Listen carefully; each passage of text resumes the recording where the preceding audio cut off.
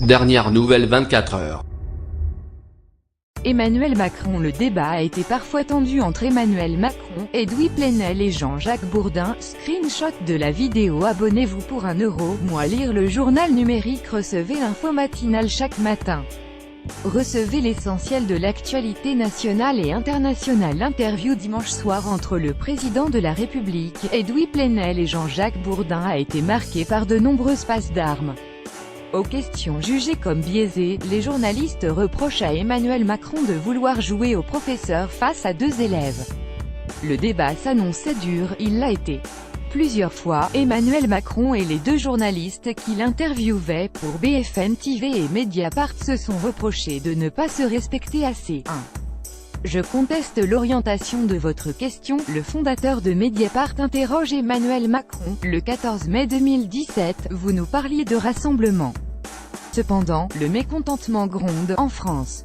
Votre mouvement est sans force, c'est une question ou un plaidoyer. Je conteste l'orientation de votre question, rétorque le président. Il y a des colères légitimes, elles correspondent à des réformes en cours, et le président de poursuivre. On n'unira pas le pays en cédant à la tyrannie de certaines minorités. Il parlera aussi de questions biaisées. 2. Vous n'êtes pas un professeur. Le ton monte entre les 2 journalistes et le chef de l'État autour des questions d'évasion fiscale. Ce que vous qualifiez de fraude fiscale, ce n'est pas pénalement puni par la loi, explique Emmanuel Macron à une question de Jean-Jacques Bourdin, c'est de l'optimisation fiscale, et c'est moralement répréhensible. De l'argent qui ne va pas aux hôpitaux, aux écoles, fait remarquer Edoui Plenel. Vous n'êtes pas un professeur et nous ne sommes pas les élèves, rappelle Jean-Jacques Bourdin. Vous n'êtes pas des élèves, mais quand il y a des choses inexactes, je le dis, rétorque le président de la République. 3. Vous n'êtes pas des juges, vous êtes des interviewés. Durant l'interview, plusieurs tacles glissés ont eu lieu au cours de cet échange. Offensif, Edoui Plenel et Jean-Jacques Bourdin interrogent Emmanuel Macron sur ses supposés amis, que serait Bernard Arnault, propriétaire du groupe de luxe LVMH, ou François Pinault, à la tête du groupe Kering.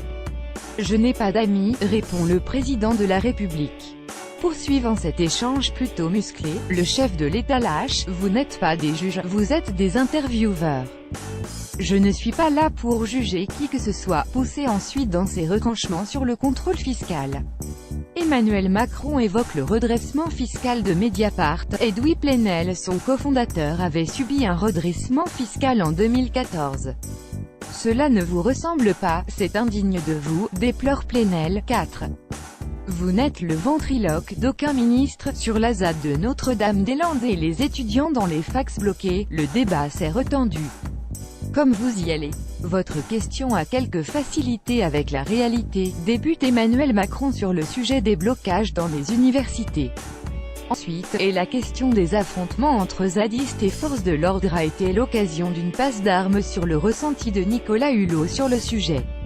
Alors que le fondateur de Mediapart affirmait que le ministre de la Transition écologique n'était pas à l'aise, Emmanuel Macron lui demande d'arrêter de dire des bêtises. Vous n'êtes le ventriloque d'aucun ministre. À noter, il s'agit d'une expression qu'il avait déjà utilisée lors d'un débat présidentiel, à l'intention de Marine Le Pen cette fois-là. 5.